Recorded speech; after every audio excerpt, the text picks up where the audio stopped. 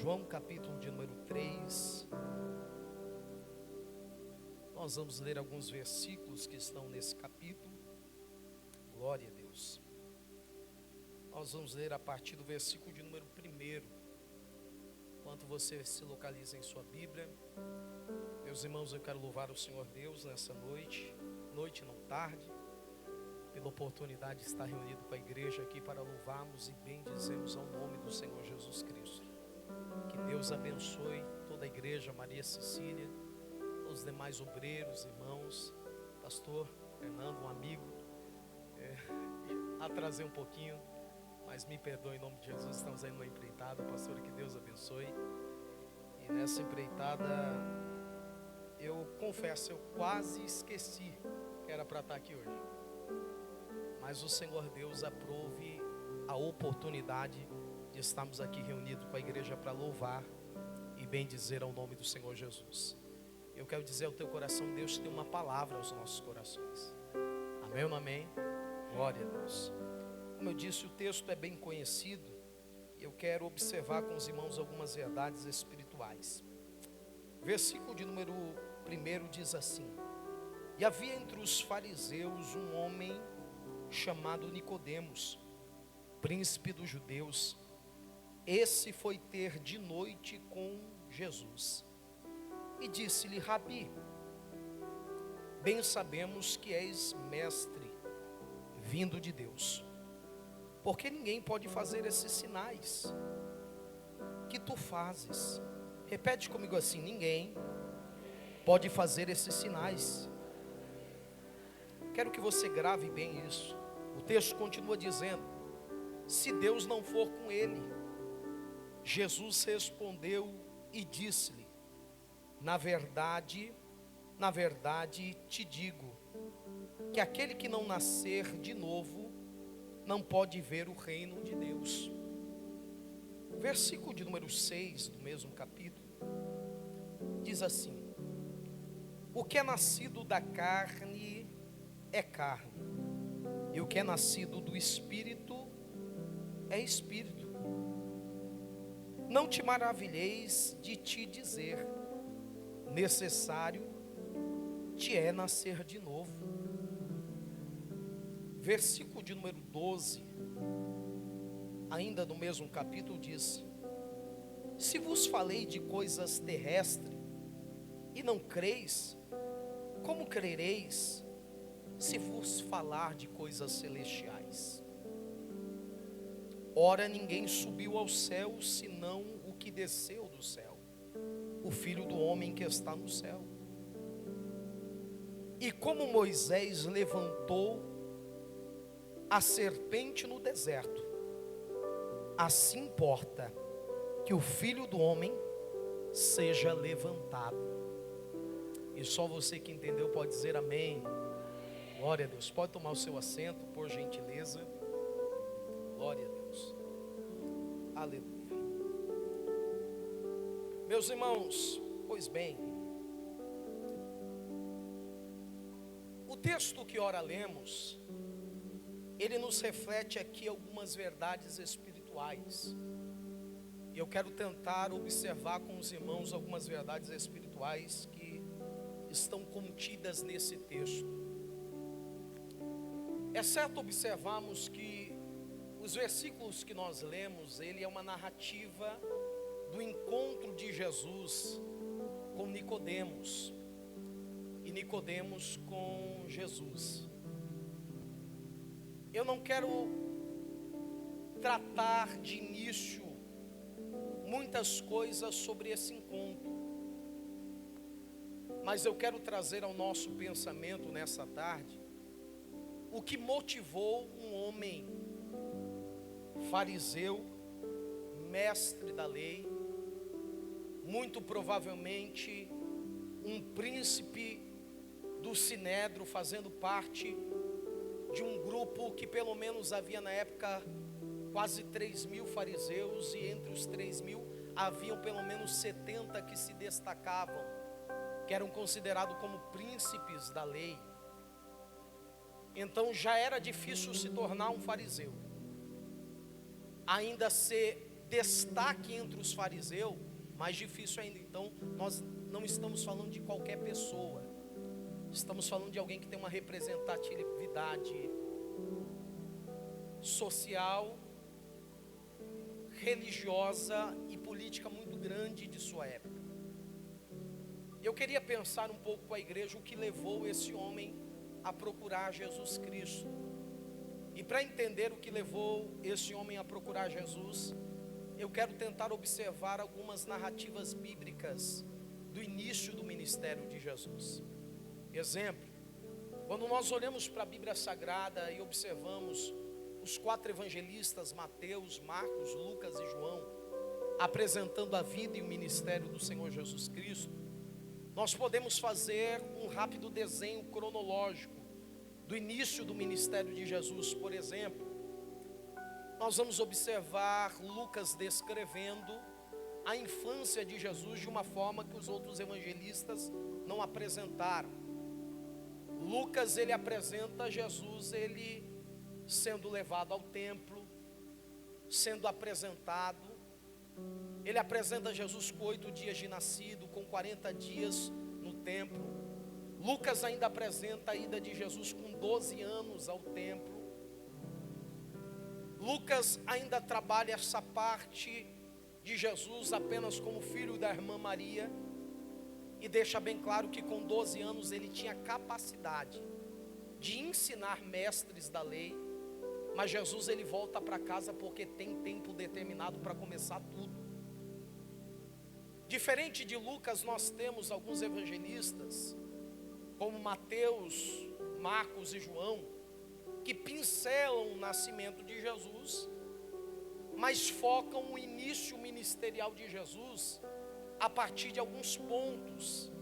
Exemplo, Marcos é o evangelista que apresenta Jesus a partir do batismo. Marcos está descrevendo o início de Jesus se tomando a partir do seu batismo no Jordão, e isso Mateus fortalece no capítulo de número 4, que Lucas, depois de narrar toda a infância, também fortalece no capítulo de número 4. E eles apresentam o início ministerial de Jesus, que se dá de um encontro com Jesus, com João, no Jordão. E é interessante nós observarmos a descida de Jesus no Jordão, porque ali está o pontapé ministerial de Jesus. Alguns dizem, e grande parte da cultura cristã defende, que Jesus vai iniciar o seu ministério com 30 anos de idade, e com 30 anos de idade ele desce ao Jordão, João está batizando. A pregação de João, como muitos já sabem, uma pregação meio ríspida, direcional, dizendo: raça de víboras, arrependei-vos da ira vindoura. A temática de João é Gênesis 3, trazendo a memória de uma serpente endemoniada, que trouxe a ideia da desobediência para o homem pecar, e logo está descrito ali o veneno da serpente, que podemos classificar como pecado que gera morte. Então João está dizendo: víboras, ou seja, pessoas que estão envenenadas pelo veneno da serpente, se arrependei-vos da ira vindoura. E logo entre os pecadores quem chega é Jesus. E João, quando avista Jesus, João ele muda um pouco a narrativa da sua pregação. Se a narrativa é víboras, cobras, serpentes, ao avistar Jesus ele diz: eis aí o Cordeiro de Deus, que tira o pecado do mundo. E logo o ministério de Jesus é marcado com algumas ideias, ou seja, para Jesus iniciar o seu ministério, ele desce de encontro como cordeiro para um ambiente de serpentes. E como cordeiro, João ele deixa bem claro, ele é o único que tira o pecado do mundo. Jesus ele desce as águas no Jordão. Jesus descendo as águas no Jordão é algo que geralmente eu gosto de chamar de consonância da Trindade, ou a harmonia da Trindade, porque ali nós vamos ver o Filho Jesus descendo as águas.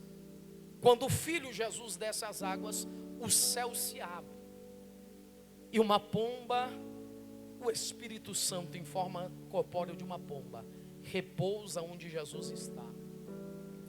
E Mateus no capítulo 4 descreve que Jesus é cheio do Espírito Santo. Então, ora nós temos o Filho descendo as águas, temos o Espírito repousando, e logo com os céus abertos, o Pai inclina-se e olha para o Filho e diz: esse é o meu menino, esse é o meu filho, e o meu coração tem prazer nele. Na narrativa de Lucas e Mateus, no capítulo 4 de ambos, é muito parecido os detalhes. Ambos descrevem que após o batismo, Jesus estando cheio do Espírito Santo, agora o Espírito conduz Jesus ao deserto para ser tentado por Satanás. E é bom lembrarmos aqui que não foi o diabo que levou Jesus para o deserto. É bom recordarmos aqui que não foi Satanás que levou Jesus para o deserto. Quem conduz Jesus para o deserto é o Espírito Santo. Então isso me leva a entender que existem desertos que somos conduzidos que não é o diabo que nos levou. É o Espírito Santo que nos conduz. Geralmente nós cristãos, e principalmente os pentecostais, em sua linguagem, tem o costume de dizer, quando está passando um momento difícil: estou passando pelo deserto. Porque geralmente nós associamos deserto com luta, com prova, com dificuldade. Então, ora, eu posso dizer aqui que nem toda prova que às vezes nós estamos passando é coisa do diabo. Nem toda luta que nós entramos foi porque o diabo nos levou. Mas pastor, pera lá, Satanás está no deserto, tudo bem, mas não foi ele que levou Jesus para lá. Porque nós precisamos recordar na Bíblia Sagrada que deserto sempre foi um ambiente que Deus usou para formar, para transicionar, para elevar alguém para um novo nível. Então deserto não é só lugar de prova, deserto é escola, deserto é lugar de formação. E tantos homens na Bíblia Sagrada passaram pelo deserto. O próprio Israel teve no deserto uma grande lição. Para Deus tirar o povo do Egito foi rápido. Bastou alguns dias de praga, e quando Deus decidiu, uma noite. Mas para tirar o Egito de dentro do povo, foi necessário 40 anos de deserto. Porque o deserto também é um ambiente que tira o Egito de dentro de nós.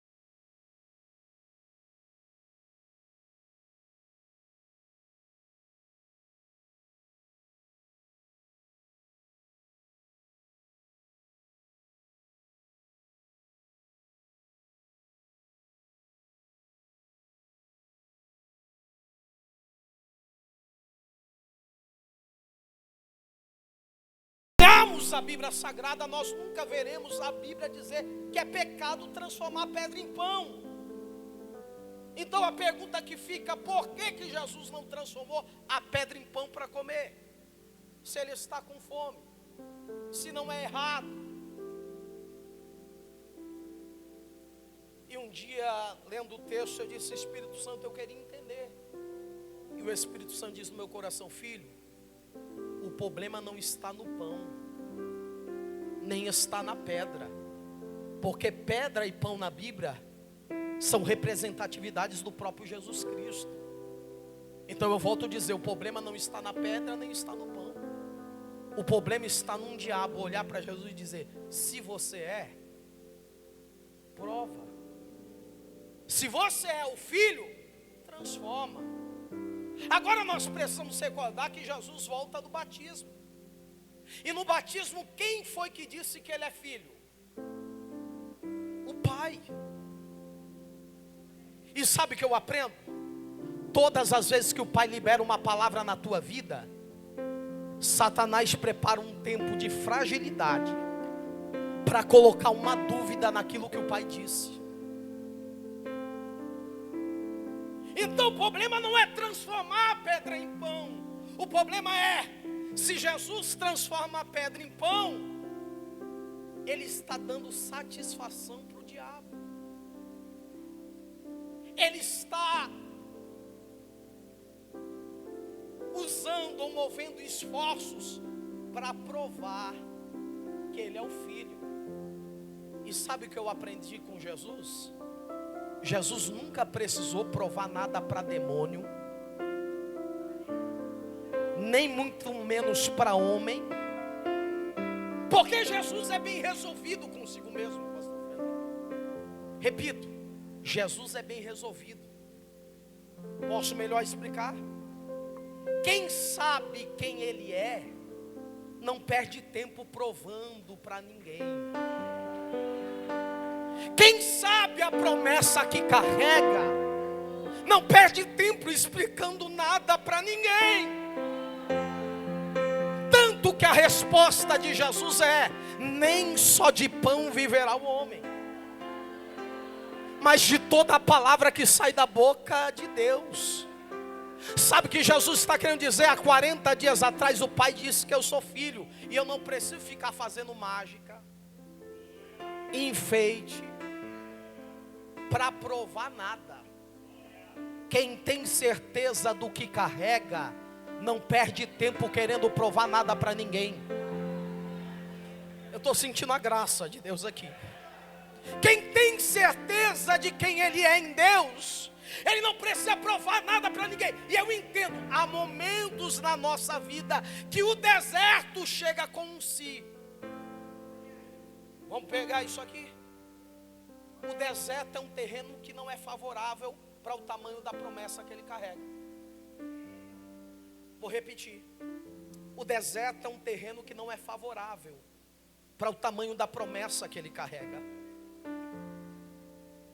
E talvez eu estou pregando nesta tarde para alguém que tem promessa, que Deus chamou, pastor Dinho. Mas o cenário, o terreno não condiz com a promessa.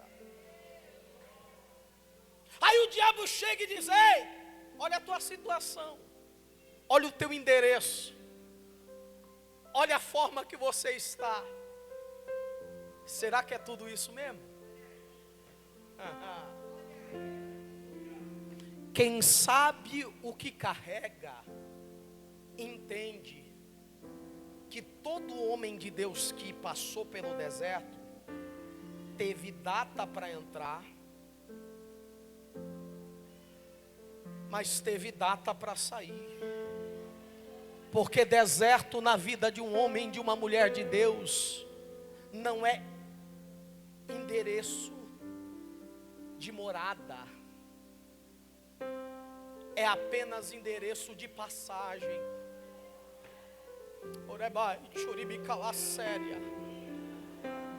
É mais ou menos eu olhando para um Daniel na Babilônia. Está na Babilônia, mas 3 vezes ao dia abria a janela em direção a Jerusalém e orava. Sabe o que eu entendo? Daniel está dizendo: eu estou na Babilônia, mas o meu coração nunca saiu de Jerusalém. É alguém dizendo: os meus pés estão nessa situação, mas o meu coração está na promessa. Vou levar aquela séria. E nessa tarde talvez eu estou pregando para alguém que você está agitado, gastando muitos esforços para provar para os outros ou para as circunstâncias que você tem uma promessa, e Deus está dizendo: para de gastar esforço naquilo que você já carrega, descansa na minha presença. Não, eu vou pregar isso aqui. Eu não sei se eu chego até João 3, mas o céu está falando no meu coração. O céu está dizendo para alguém nessa tarde: você precisa aprender a descansar. Sabe por que você está tão cansada, tão cansado? Porque você está agitado em esforços para tentar provar algo que não precisa. Porque se o Pai já disse, você é, e você vai viver o que o Pai já disse.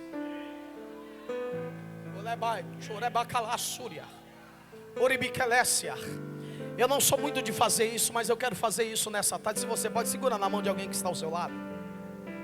Dá uma chacoalhada na mão dela, uma chacoalhada na mão dele para ele acordar depois dessa tarde, depois do almoço. Diga para ele: ei, acalma o coração. Você tem uma promessa. E o Deus que te prometeu não fica provando nada para ninguém. Fica com a palavra que Ele te liberou, porque é o suficiente. Fica com a promessa, é o suficiente. Uriquelesse, orabai, comanto e ecalacia. Abacalassuri, bicalaia, sério. Por isso, todo chamado, todo ministério que não passou pela provação da dúvida do deserto, vai ter problemas lá na frente. Já viu o tipo de pessoas? Que ela precisa sempre estar posicionada para mostrar que Deus chamou ela. Luta pelo espaço, luta pela posição. Quem tem certeza não precisa disso. Oh glória, oh glória. Saul foi dormir cuidador de jumenta e acordou rei. Não teve deserto. Por isso, quando apareceu um Davi, ele ficou com medo de perder o lugar. Falta de identidade, falta de certeza do que Deus chamou. Agora Davi foi ungido a rei e voltou para cuidar de ovelha. Foi passar quase 14 anos de deserto. E os 14 anos de deserto deu a certeza para ele do quê? Deus me chamou. E o deserto está me preparando para sentar no trono. Por isso, quando o filho quis tomar o trono dele, sabe o que ele fez? Ele desceu do trono e fugiu. Porque quem tem chamado não precisa de trono para mostrar que tem chamado. Elebai, churibicalá séria. E Deus no tempo certo restituiu o trono. Eu não sei porque eu estou entrando nessa área, mas o céu está pregando na minha boca para alguém aqui. Para de brigar pela posição que o céu já disse que é teu. Uribicalácia. Márcia, Jesus me ajuda.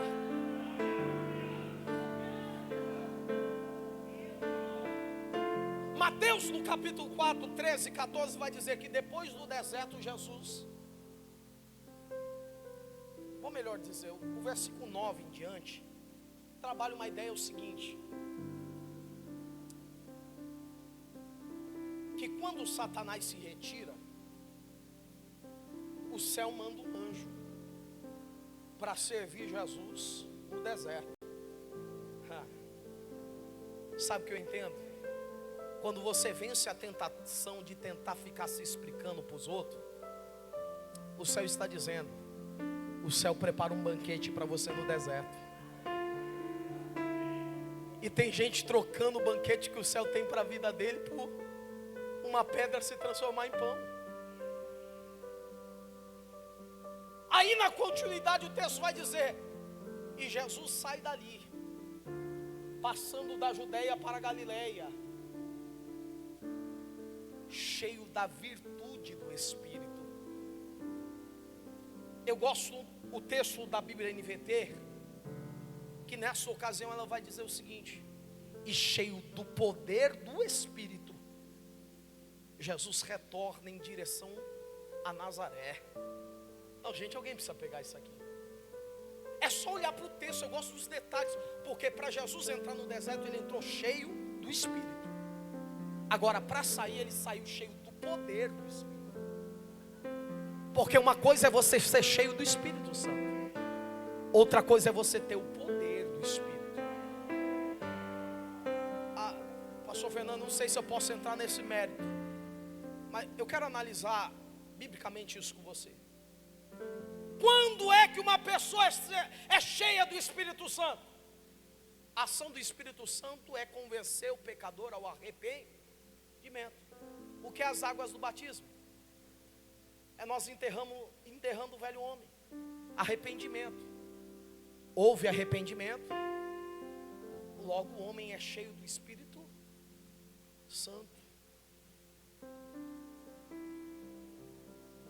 Mas nós precisamos entender que no deserto tem aprovação. E ser cheio do Espírito Santo não te impede de passar pela tentação. Porém, para ter poder do Espírito, é só quando você vence a tentação. Eu não ia falar não, pensei duas vezes em falar, mas eu vou falar, porque Jesus está falando no meu coração. Por isso eu não me escandalizo quando alguém entra num culto, pula, grita. E gente, eu sou pentecostal, eu amo esses mistérios. Mas não sei se você já teve alguma coisa como essa. Alguém parece que está cheio aqui dentro, saiu por causa de uma fechada de carro. Ele solta um Nabucodonosor para alguém. Aí às vezes a gente se pergunta, como alguém que foi cheio do Espírito Santo pode cometer algo assim? Ele foi cheio, mas na hora da tentação ele não conseguiu vencer. Porém, poder do Espírito é só para quem sabe dizer não para o diabo e para a carne.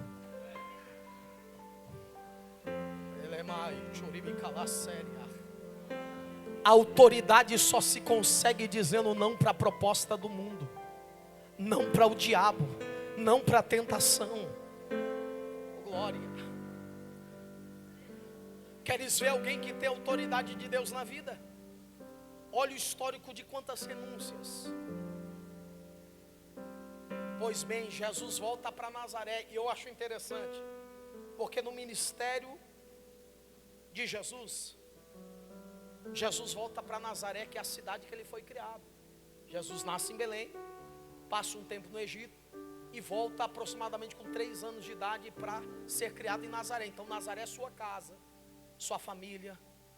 Jesus está começando o ministério, e para começar Jesus não pega um avião, porque não tinha naquela época.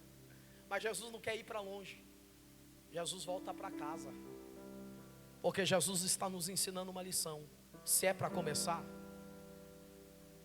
vamos começar em casa.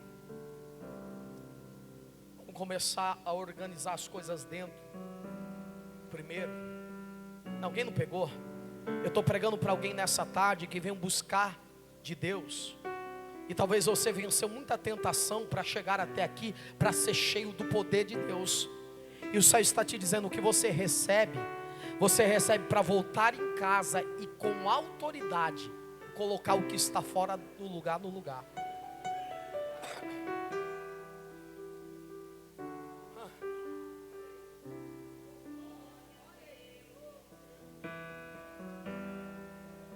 Jesus prega em Nazaré. É interessante porque tem um problema ali em Nazaré, porque quem vê Jesus pregando em Nazaré é quem viu ele ter 12 anos. Quem viu ele ser o filho do irmão Zé. E como é difícil a gente acreditar no filho do irmão Zé, quando a gente só conhece o filho do irmão Zé, o filho da irmã Maria. Como é difícil. Alguém olha e diz, a pregação é boa, mas é só o filho do Zé. Ou seja, eles rejeitam. Porque porque gera questão cultural. Posso explicar? Por que questão cultural, pastor? Nazaré tinha uma fama do seguinte: de Nazaré é como se fosse uma periferia. Alguém dizia, não, nunca saiu algo bom de lá. Lembra de Natanael? Nazaré, pode vir alguma coisa boa de lá. É cultural. E como é triste quando você cresce num ambiente cultural que cria na tua mente que ninguém que nasceu ali pode vencer. Porque quem é criado nessa mente, quando alguém cresce naquele ambiente, ele diz, não, tem alguma coisa de errado. Por isso é difícil quem está ao redor aceitar alguém que vem de um ambiente que nunca saiu alguém bom, alguém crescer.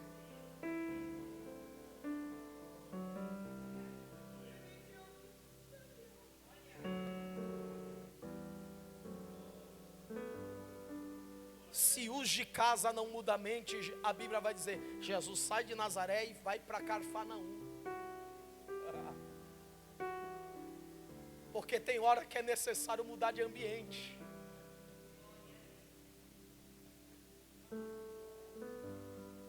Porque senão você fica preso num ambiente de gente que tem mente pequena, que não cresce e tem raiva de quem cresce, que não evolui e tem raiva de quem evolui.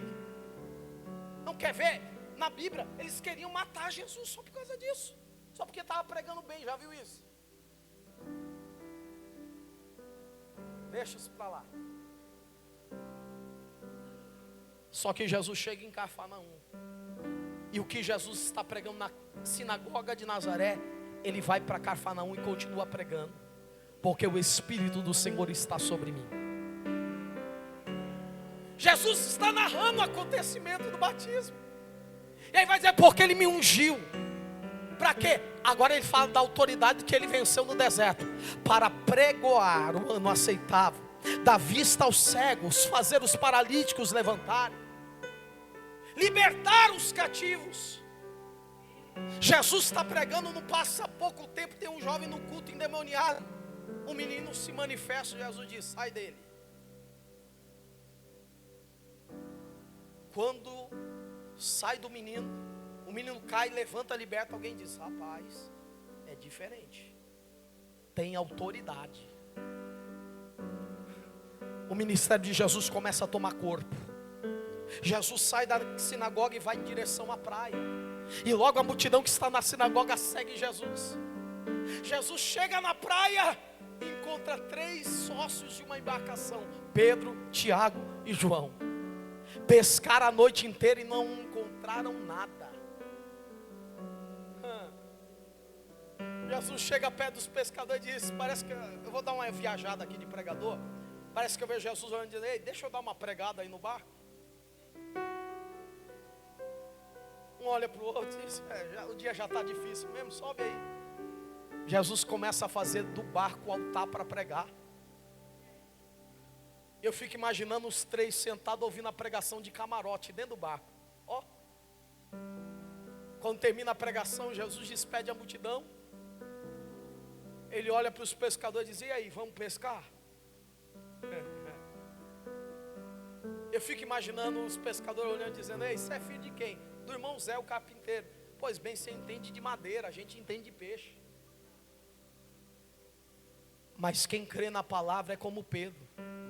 Olha, diz, Senhor, olha, você pode até não entender de peixe, mas segundo a tua palavra,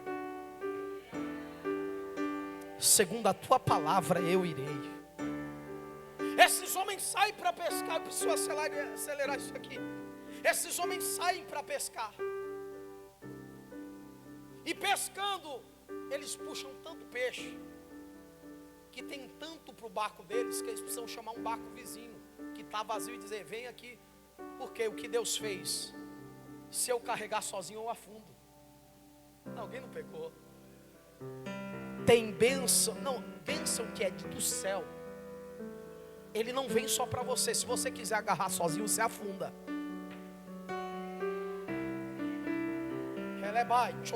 Séria. E tem gente que por causa do egoísmo quer agarrar tudo para si. eu vou pregar, vou falar. Tem lugar para todo mundo, gente. Tem peixe para todo mundo. Eu estou profetizando que o Senhor está dizendo aqui: você precisa abrir a tua mente para entender o que Deus quer fazer na tua vida. É um milagre no teu barco, mas é para encher o barco de alguém que está vazio também. Oh, glória. Glória. Oh, glória. Eles voltam, barco cheio. Jesus vai dizer: ei, vamos ser pescador de homem. E penso um momento que eu fico com esse texto. O que eu fico imaginando? O dia era ruim de pesca. Era só Jesus chegar e dizer: vamos ser pescador de peixe. Jesus faz o barco prosperar, a empresa crescer, a empresa prosperar. Agora que a empresa está cheia, Jesus diz: larga tudo. Jesus nunca vai chamar alguém para deixar o que está falindo.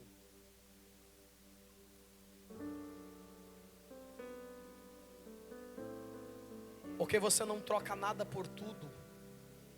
No Evangelho você troca tudo por tudo. Oremaia, suribicalaia. Orebai, choremaia, séria.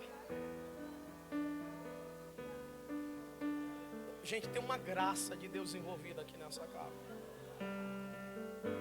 Me ajuda, Jesus. Esses homens precisam deixar um barco vazio. Alguém não entendeu? Tem momentos que para o ministério a aprovação do seu chamado está em deixar e não em ganhar. Mas tem uma geração que acha, não, quer começar ganhando. E o Senhor diz: não, não é assim. No Evangelho sempre você vai começar perdendo. Porque aquele que não negar-se a si mesmo e carregar a sua cruz,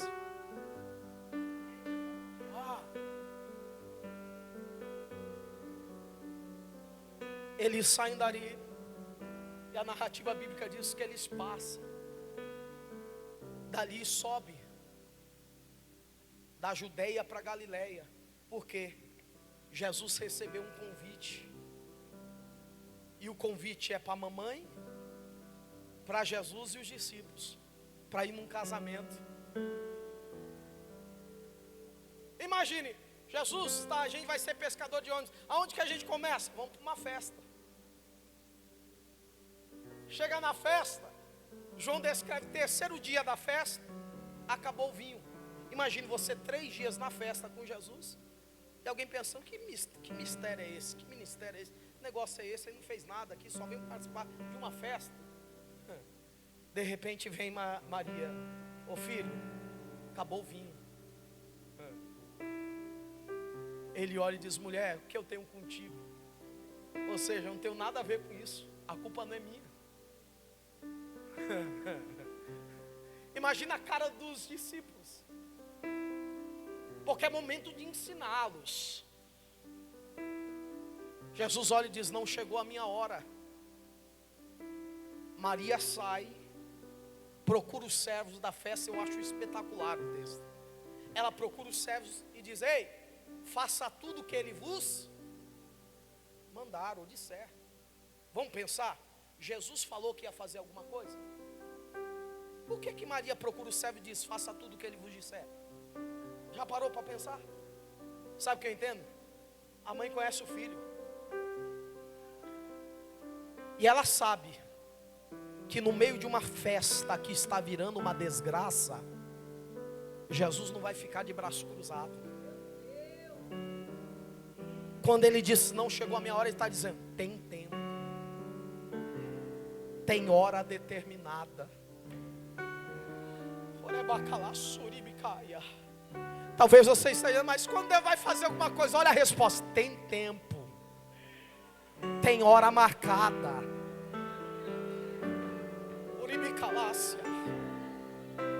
Maria entendeu, olhou para o céu: ei, fica atento ao tempo.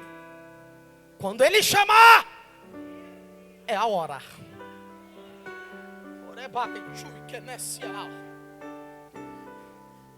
Sabe o que eu entendo aqui? Bachler comenta esse texto interessante, ele vai dar algumas hipóteses.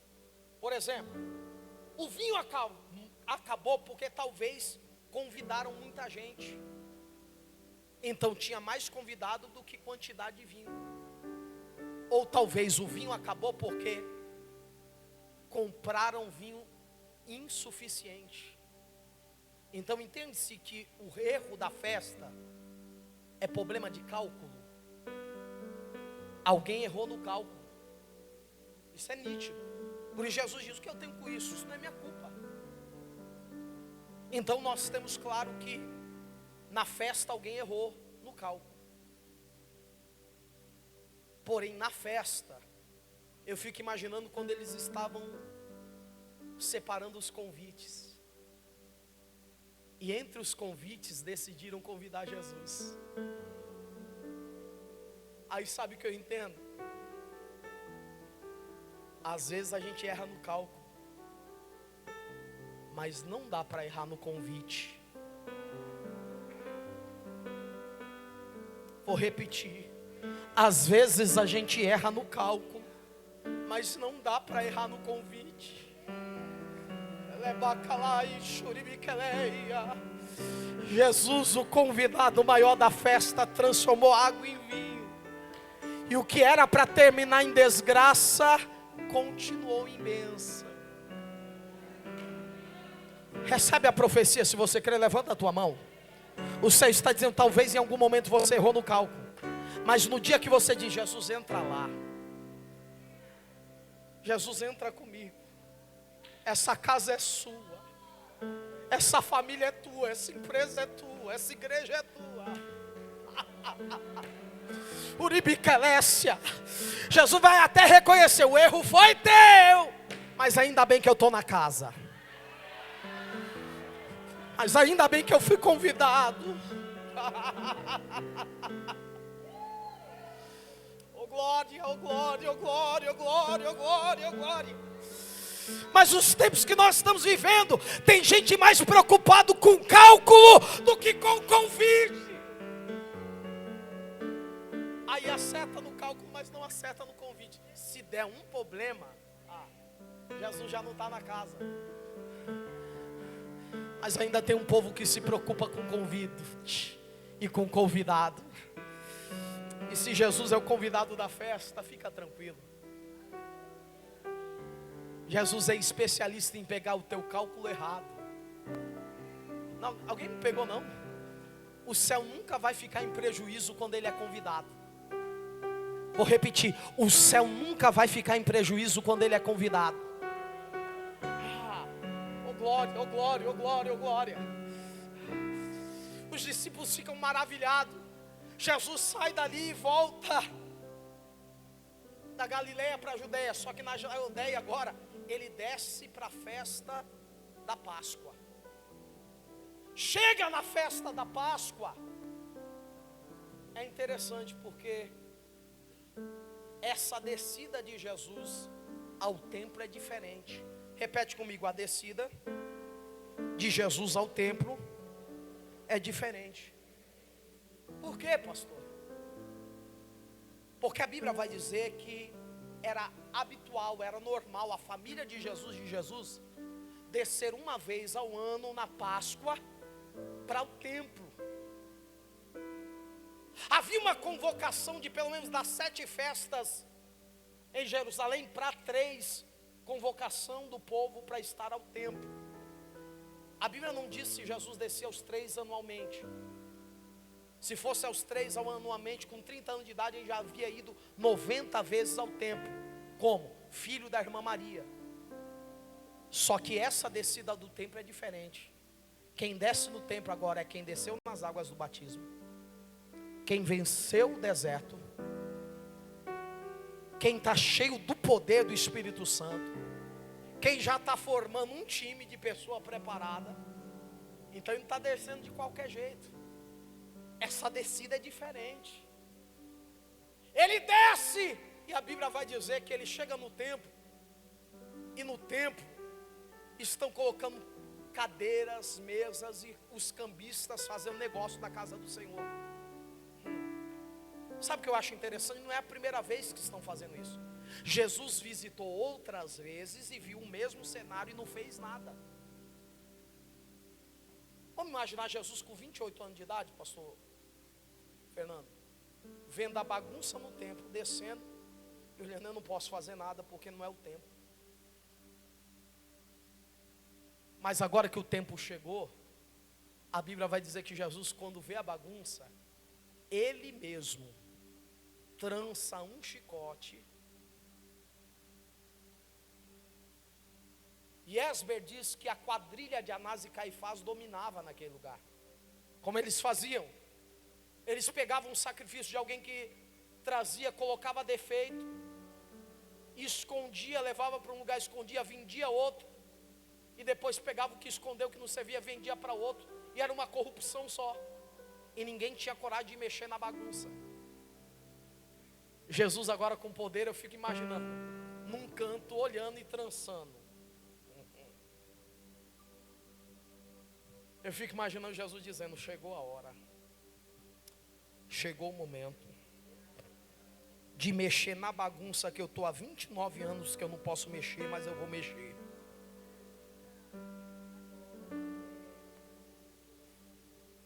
Posso falar algo ao teu coração? Jesus ainda tem hora marcada para mexer na bagunça.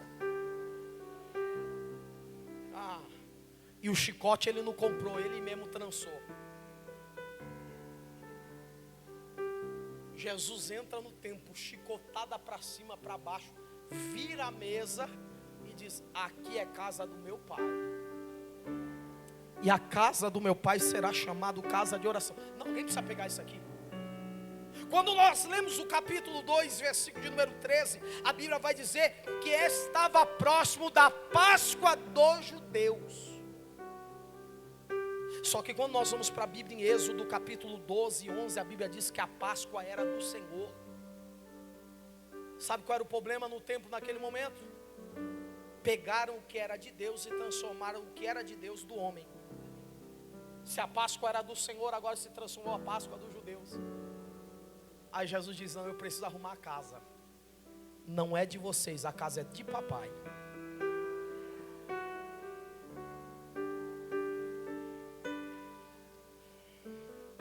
Essa casa tem dono. E o dono dela tem ciúmes dela. Orebacalá séria. O dono dela sabe quem ele levanta nela. O dono dela sabe o que ele faz dela. Uribiquelesse aua. E quando Jesus vira a mesa, sabe o que eu entendo? Butler trabalha essa ideia. Virar a mesa significa pegar o que está escondido embaixo e revelar para cima. E ele tem hora marcada para revelar o que esconderam embaixo, para revelar para cima e dizer, não, a casa é de papai. Ele corabai, churibiquelecia. Só que tinha um problema. Naquele lugar quem dominava a quadrilha era Anás e Caifás. E os historiadores diziam que ninguém tinha coragem de mexer na quadrilha, porque quem mexia dava problema. Jesus não só mexeu na quadrilha, Jesus virou a mesa, espalhou tudo. Pensa na bagunça, a confusão que não foi. Jesus sai dali. Numa noite seguinte, lá vem Nicodemos de madrugada. Procura Jesus e diz, Rabi, mestre, vejo que tu és de Deus, por causa dos sinais que opera. Eu pego emprestado o comentário de Butler para dizer que Nicodemos, quando diz eu vejo os sinais, ele está dizendo, ninguém tinha coragem de mexer a mão na bagunça. Ninguém tinha coragem de colocar a mão na quadrilha. Ninguém tinha coragem de virar a mesa. Se você teve, ou você é doido ou veio do céu.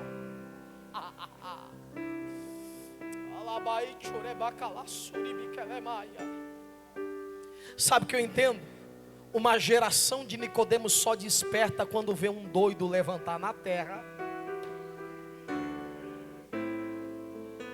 para mexer onde ninguém queria mexer, para colocar no lugar onde ninguém queria colocar no lugar. Ela é baia, para desbancar quem ninguém tinha coragem de desbancar. Ela é baia, choreba calassuri biquelemai, chorema, tolebai, é séria. E Nicodemos chega todo empolgado e diz: tu és mestre, tu és bom, vejo que tu és vindo do céu. Jesus aproveita o momento.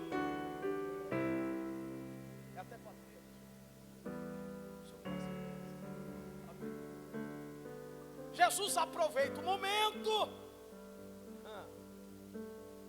Olha para Nicodemos e diz: rapaz, te é necessário nascer de novo. Não, vamos pegar aqui porque eu vou encerrar com isso. Quando alguém te elogia, você faz o quê? Obrigado, agradece. Nicodemos chega elogiando. Jesus, ao invés de agradecer, diz: nasce de novo.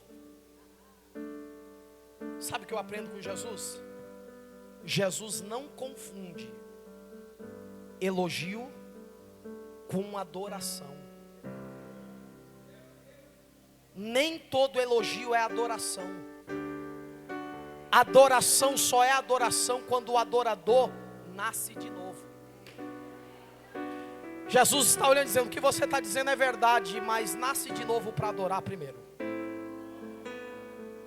Nicodemos, como vem de uma geração que Anás e Caifás domina, Nicodemos olha e diz: como pode um homem voltar no ventre da mãe e nascer de novo? Jesus diz: está aí o problema. Carnal conhece coisa da carne, e espiritual discerne o que é do espírito. Ele me explica, como que eu posso te explicar as coisas eternas se você não conhece nem as coisas normais?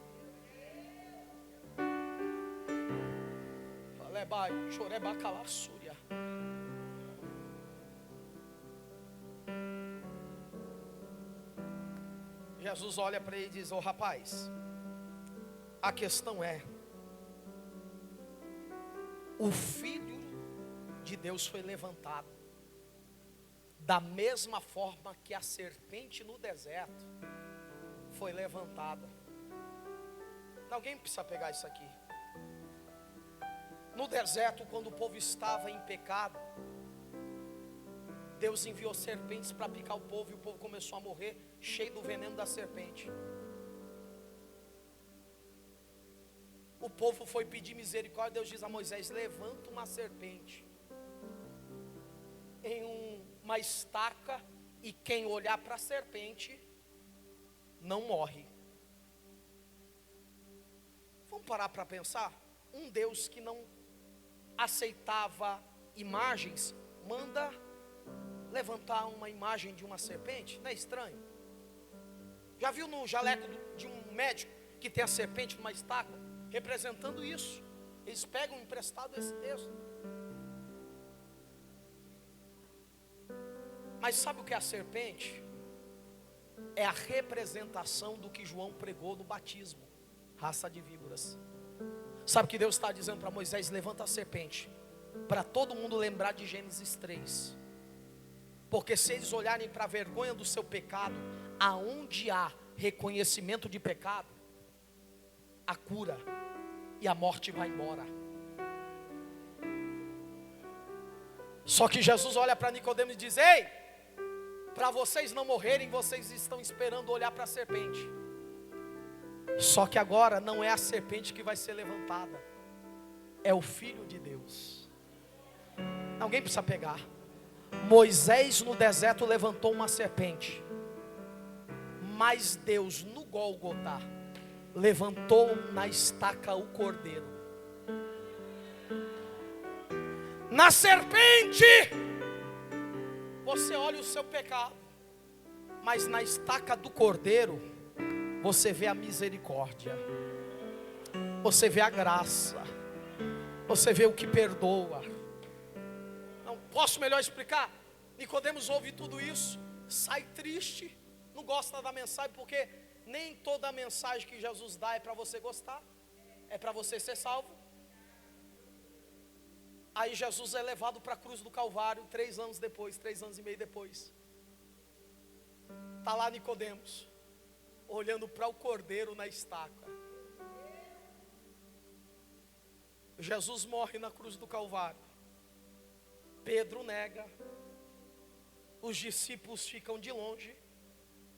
Mas Nicodemos aparece e diz: ei, se José de Arimateia paga o túmulo, eu pago as especiarias e me dá o corpo que eu cuido.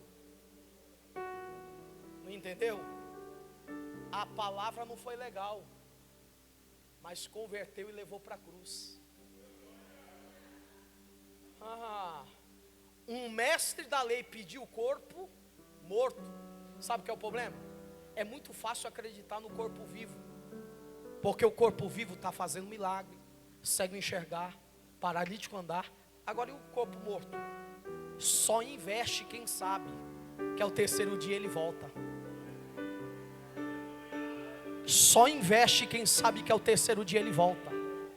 Eu preciso encerrar porque o horário não me deixa, mas prega a Deus na minha boca. Essa tarde eu chamei alguém para orar, olhar para o Calvário.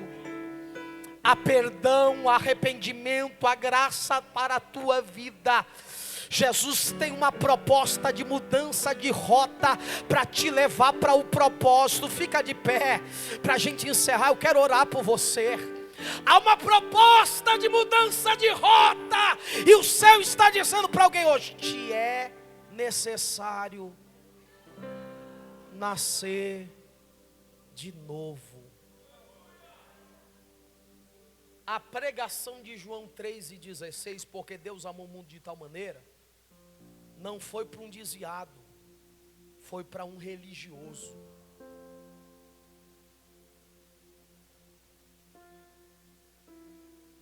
Porque é mais difícil converter um religioso confuso do que um pecador arrependido. E a palavra de Deus para alguém hoje é que te é necessário nascer de novo. Pastor, à tarde da bênção eu queria uma palavra de bênção. Se entristecer, mas te converter amanhã, estou saindo daqui satisfeito.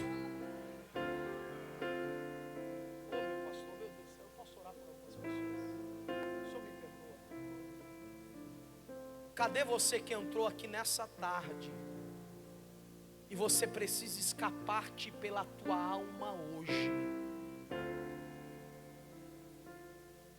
Deus falou no teu coração e você sabe que é com você que Deus falou. Eu quero te chamar aqui na frente, eu quero orar por você. Cadê você? Tem que ser muito corajoso, muito corajosa. Pastor, eu não vou não, porque o que vão pensar de mim? Esse tem sido o teu problema. Você tem se preocupado com o que os outros pensam, mas parou de pensar o que Deus pensa de você. Eu te dou pelo menos 10 segundos. Vem.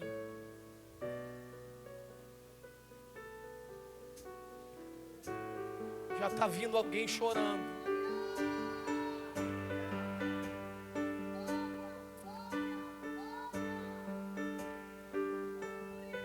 Jesus está me dizendo: filho, tem mais. Eu não sou de forçar nada a ninguém, mas não precisa ser eu para falar na tua vida. O Espírito Santo já bateu na porta do teu coração. Já está vindo a segunda pessoa.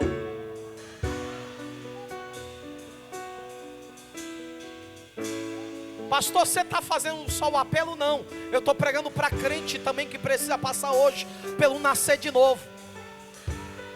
Já está chegando a terceira pessoa. Lá vem a quarta. Urebacala soremendelebai churibicalaia.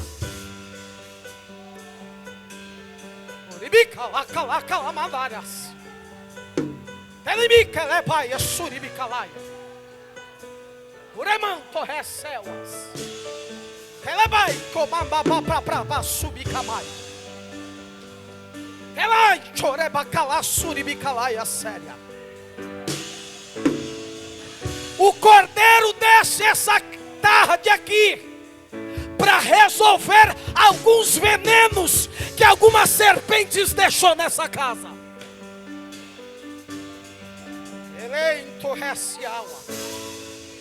O Cordeiro desce nesta tarde para resolver alguns venenos que a serpente deixou nessa casa.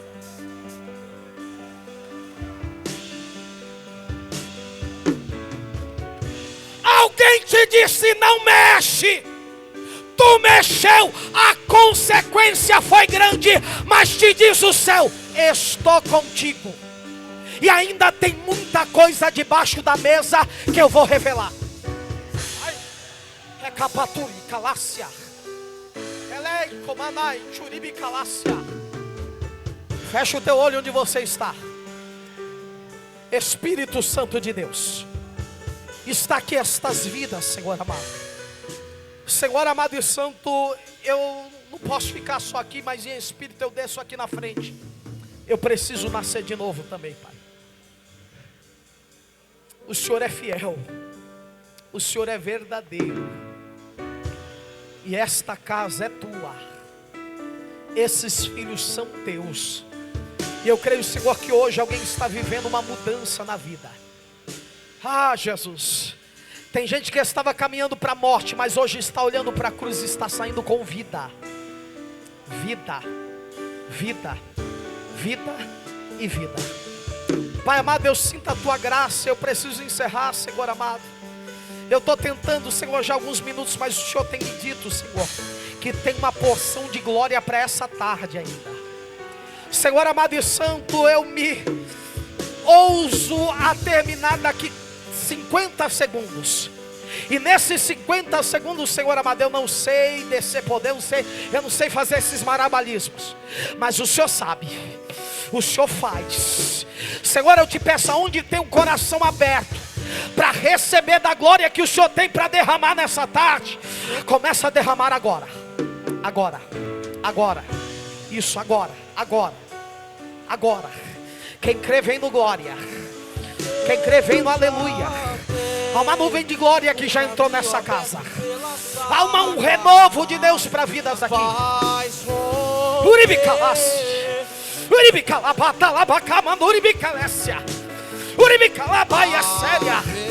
Receba força nessa tarde para ficar crente, para permanecer fiel. Deus te dá escape e livramento. Deus já tem um caminho aberto pelas águas, faz romper muitas fontes em meio ao deserto. Haverá nuvens que trazem chuvas de bênção. Ouça a voz, Deus te dá escape e livramento. Aleluia, aleluia, oh, glória a Deus.